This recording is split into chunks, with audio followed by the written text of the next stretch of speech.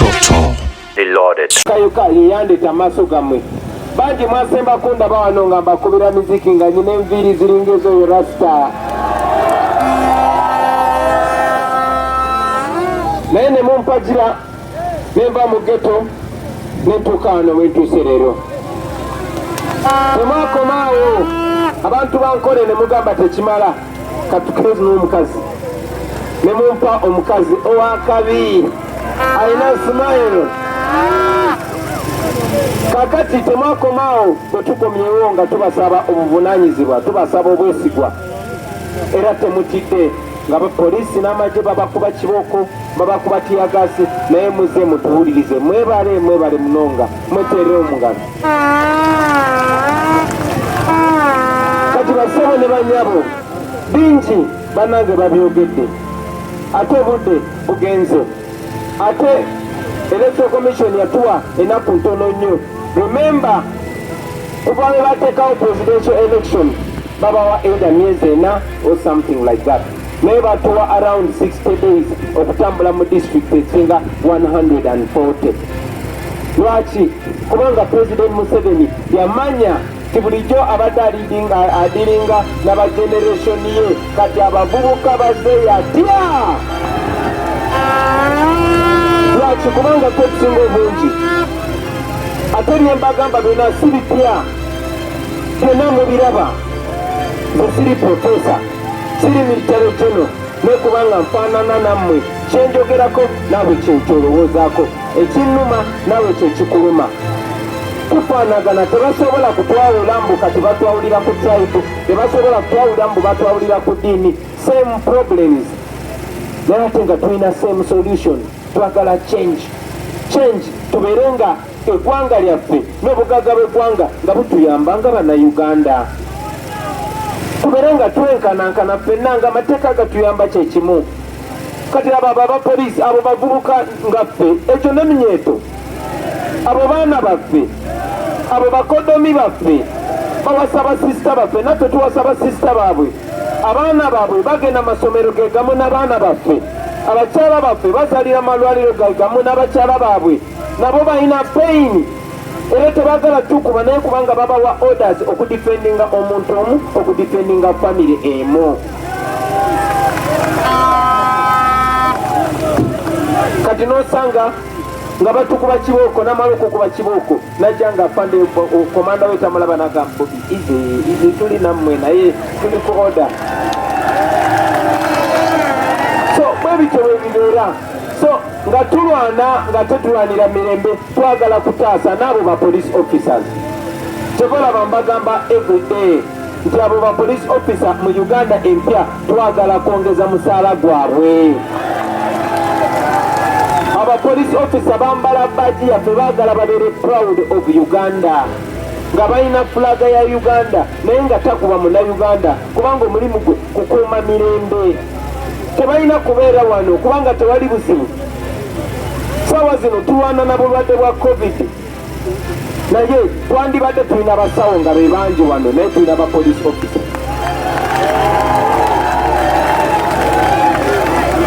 Twandibadde tulina zi ambulances nga zo nyingi wano, tulina police patrol cars.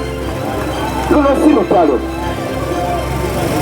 Muze mulaba President Museveni nga pasinga banyu kati yapasinza abapoliisi bapya, kati yapasinza abasirikale bapya, kati batraininga abasirikale. Tulina kubanga tupasinga basawo.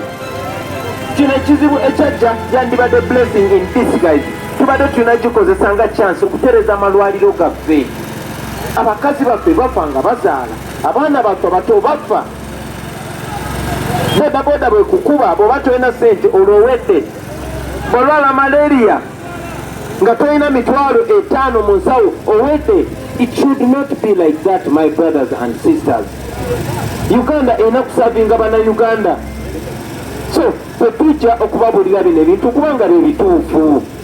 This is not inciting violence. Gavumenti bwebanga ekolera abantu yandibadde tuwana opportunity ne twogera n'abantu kuba bino biyamba n'abaana baabwe. Naye tebatukiriza kwogera n'abantu, tebatukiriza kuyita mu nguudo, tebatukiriza kwogera ku radio station. Abantu bwe batyanga babakuba tiyagasi. We are not enemies. nze njagala kubagamba mikwano gyange Joel Ssenyonyi akyogeddeko nti President Museveni bwe yali nga tasiimye ekyali kigenda maaso bakwata mundu ne bagenda ne batta abantu bwe baali mu egi yaffe tebajja kwogera n'abantu bwe bati mu kulonda President Museveni we yeesimbawo tewaaliwo gwe bakwatira gaasi tebaamugana kukwogera n'abantu naye kati saawa zino bwe bajjako Public Order Management Act kati bakozesa COVID embeera mu Parliament Uganda yeewola 4 trillion shillings 4 trillion shillings buli trillion erimu biliyoni 1000 buli biliyoni erimu miliyoni 1000 gatikola calculation 4 trillion naye mwalabe mawulire nti tewali oxygen tebolaba abalwadde ba COVID bafa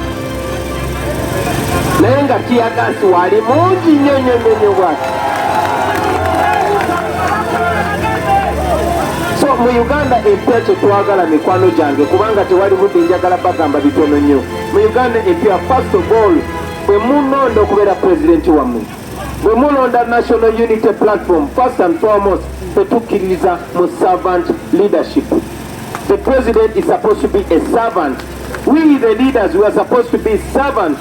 Tumukunde olina kuba servant.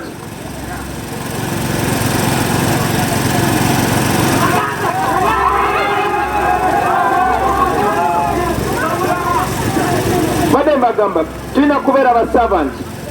Gwe Joshua Tumukunde olina kubeera servant. Gwe Nayebale olina kubeera servant w'abantu. Naye munaatufuula mutya ba servant. If you are the one that put us in office, you can remove us from office. Uganda since independence tetuberangako na peaceful transition of power.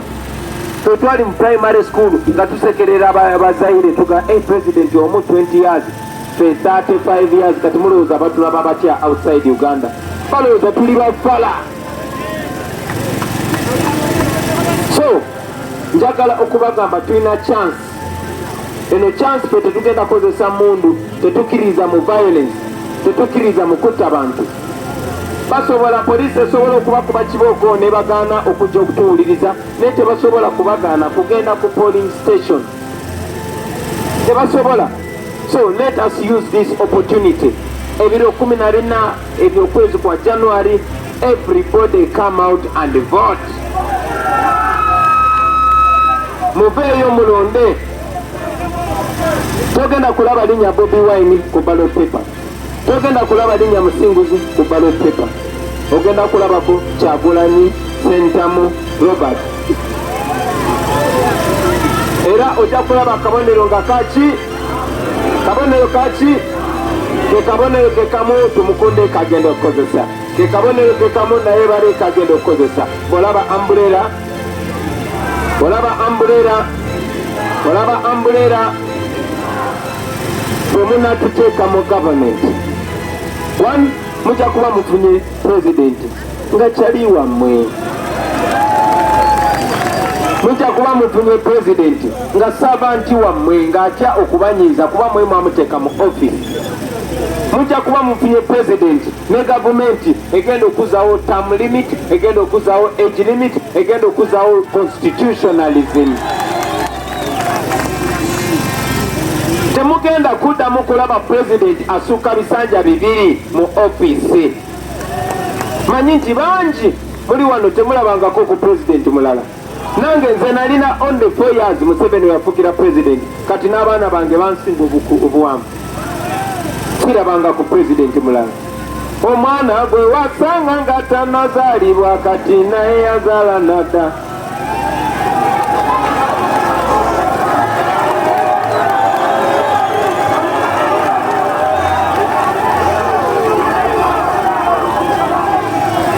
Alinga demokrasi bagivuluga kati yafuuka hypocrisy. Eyali fundamental change bagizaalawa bagifudde no change. Ensonga ez'abalwanya bonna bazivaako kati bakola biri ebyabali. In fact even worse. So njagala okubagamba nti akalulu kemuwadde Kyagulanyi, akalulu kemuwadde National Unity Platform, muba muzizaawo constitution ne constitutionalism. Akalulu kemuwadde Kyagulanyi, kemuwadde National Unity Platform, muba mukawadde eddagala mu malwaliro. Akalulu kemutuwadde, muba mwongeza omusaala gwa poliisi n'omusaala gw'amagye. Akalulu kemutuwadde, muba mwongeza omusaala gw'abatica. Akalulu kemutuwadde, muba mwongeza omusaala gw'abasawo. Akalulu kemutuwadde, muba muzizaawo cooperatives. Ebbeeyi y'amata tegenda kuddamu kubeera as low as nusu lukaaga. Ebbeeyi y'amafuta tegenda kuddamu kubeera waggulu. Ebbeeyi y'amatooke tegenda kuddamu kugwa wansi. Omulimi agenda kweyagala. Education system egenda kuterera, erinnya lya Uganda ligenda kubeera ku world map, not for the wrong reasons but for the right reasons. Uganda ejja kugenda ku world map, mujja kuba mwina president wa kabi nga jawa ne Shema n'amala okwogera nammwe n'abakubiramu n'omuziki awabi. So mwebale munonga abasewo na banyabo, obwire bwagenda ate nga tulina gye tugenda wala nnyo. Naye nga sinava waggulu